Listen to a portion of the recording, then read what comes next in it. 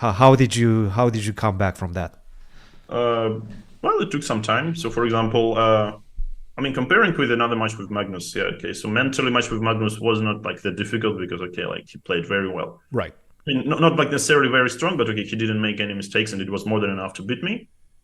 And but match with Jink, okay, whenever when you see like a lot of like scoring chances, Mhm. like really a lot, and some of them are simple, and like some of them are extremely simple, and of Even the course, like final game, right? The final classical game.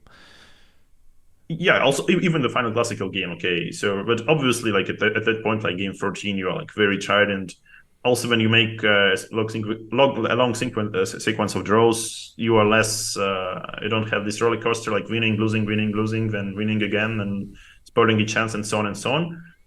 And you're more like you know your brain is more calm, more cold. Yeah, it's more controlled. Mhm. But of course, when like a lot of things are happening, it's a bit different. Yeah. So I mean, in a way, it wasn't surprising that.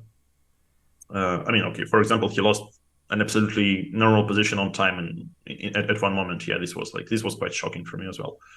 But well, this probably happens sometimes under some big pressure. Yeah. But This game, I overall, remember this. yeah. This game, it was a game seven or this I think, the French, yeah. yeah, the French.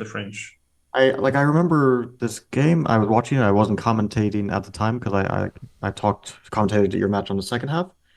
But like at some point, Ding just froze.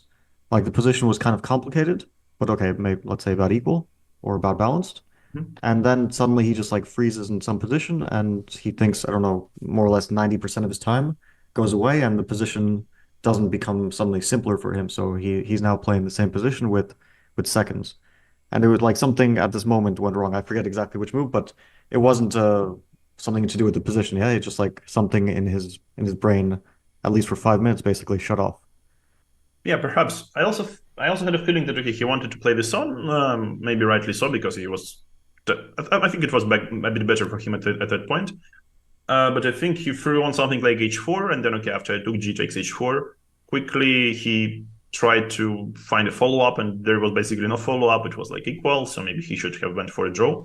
And I think he tried to work on some continuation to keep the game going, and then of course he lost the control after some unfortunate check. Or I don't remember the details, but I felt like okay, at least after h4 g takes h4, okay, my game is like at least I'm a full exchange up, not like exchange for a pawn and some positional compensation. So I was happy for getting a free pawn and having my couple of next moves. And also, as far as I remember, my rook was on the third rank, and so after gh4, okay, I could also use my rook there.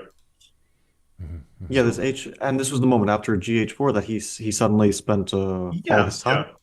Although maybe yeah, maybe you could say this H4 was the beginning of something a bit wrong, although not objectively, but maybe it's kind of a weird move to play H4 and to give the pawn. And then Rook D2. Okay, kind of understandable, but to spend all your time was really odd on this move, Rook D2. Yeah.